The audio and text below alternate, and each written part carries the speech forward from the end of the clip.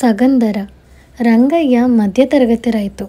అతనికి ఉన్న ఆస్తి 2 ఎకరాల పొలము, పాతకాలపు మేడ మాత్రమే. రంగయ్య కూతురు పెళ్లి ఈడుకు వచ్చింది. తన కూతుర్ని గొప్పవాడి చేతుల్లో పెట్టాలని రంగయ్య ఆలోచన. చూడగా రంగయ్యకు నచ్చిన సంబంధం వచ్చింది. అయితే వాళ్ళు 3000 కట్నం అడిగారు. చూస్తూ ఆ సంబంధం వదులుకోలేక తన పొలం తాకట్టు పెట్టి అప్పు పుట్టించాలని తనకు తెలిసిన వాళ్ళనందరినీ కదిలించి చూశాడు. కానీ అది మెరక పొలం కావటం చేత ఎవరూ డబ్బిస్తామని ముందుకు రాలేదు. ఆ గ్రామంలోనే ఉన్న వడ్డీ వ్యాపారి వీరయ్యకు ఈ సంగతి తెలిసింది. వాడు జలగజాతివాడు. అప్పు ఇచ్చే వరకు మంచిగా ఉండి అప్పు తీరేదాకా అవతలి వాణ్ణి పట్టుకొని వదలడు. ఎవరూ తీసుకొని రంగయ్య పొలం తనకు తేలికగా స్వాధీనమవుతుందనుకున్నాడు వీరయ్య. వీరయ్య మాటలకు రంగయ్య పొంగిపోయాడు.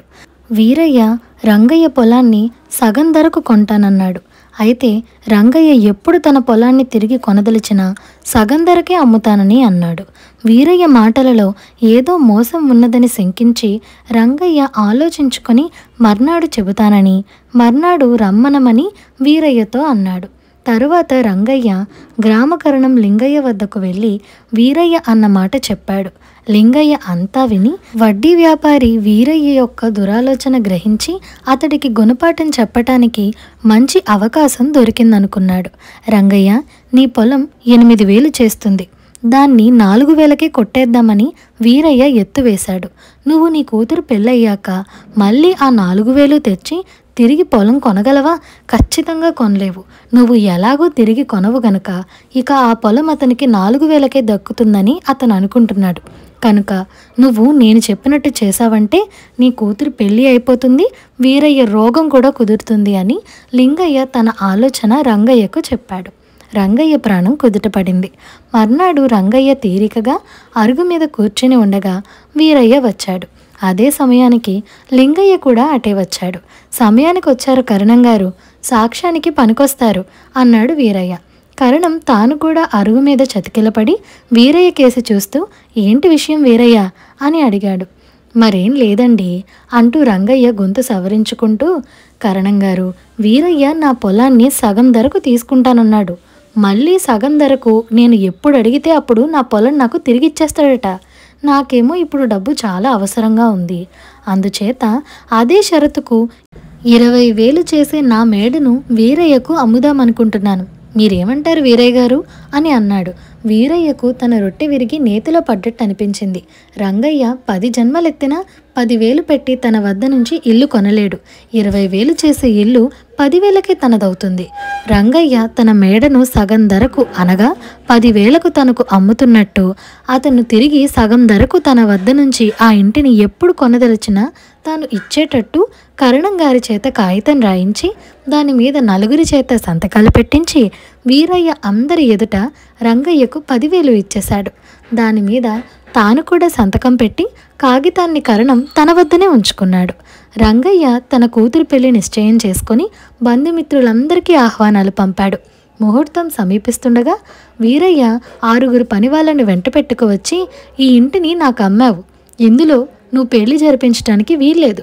కావాలంటే నా డబ్బు నాకిచ్చి నీ ఇల్లు నువ్వు తీసుకో అంటూ రంగయ్యతో పేచీకి దిగాడు. ఇలా జరగబోతుందని రంగయ్యకు ముందే తెలుసు.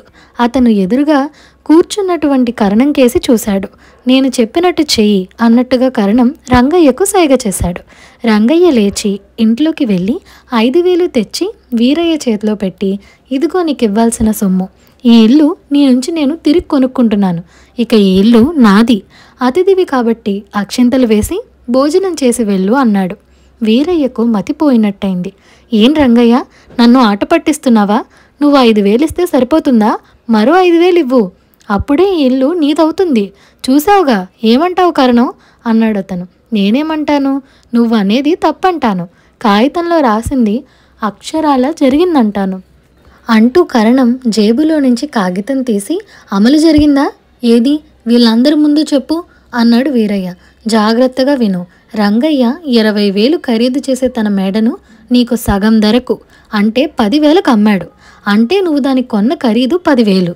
రంగయ్య సగం ధర ఇచ్చి మేడను తిరిగి కొనుక్కుంటే నీకు అభ్యంతరం లేనట్టుగా ఇందులో సంతకం పెట్టావు. అందుకే రంగయ్య ఇప్పుడున్న మేడ ఖరీదులో సగం ధర అంటే 5,000 ఇచ్చి మేడను తిరిగి కొనుక్కుంటున్నాడు.